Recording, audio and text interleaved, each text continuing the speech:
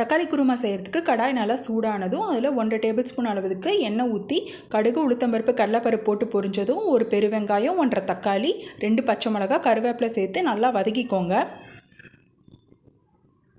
இதுக்கு தேவையான அளவு உப்பு சேர்த்துக்கோங்க. அப்போ தான் நல்லா சீக்கிரமாக வதங்கி வரும். இந்த வெங்காயம், தக்காளி எல்லாம் நல்லா வதங்கி வரணும். அப்போ தான் குழம்பு நல்லா டேஸ்ட்டாக இருக்கும். 1 டீஸ்பூன் அளவுக்கு இஞ்சி பூண்டு பேஸ்ட்டு சேர்த்துக்கலாம்.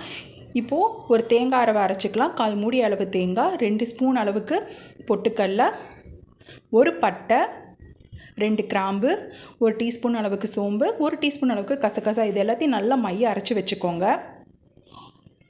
இப்போது நாம் ஒரு 1/2 டீஸ்பூன் அளவுக்கு மஞ்சத்தூள் சேர்த்து நல்லா வதக்கிக்கலாம். இது நல்லா வதங்கி வந்ததும் அரைச்ச தேங்காய் விழுதையும் சேர்த்துக்கோங்க. தேவையான அளவுக்கு தண்ணி ஊற்றி நல்லா கொதிக்க வச்சு இறக்குனீங்கன்னா போதும். அருமையான ஒரு தக்காளி குருமா ரெடி ஆகிடும்.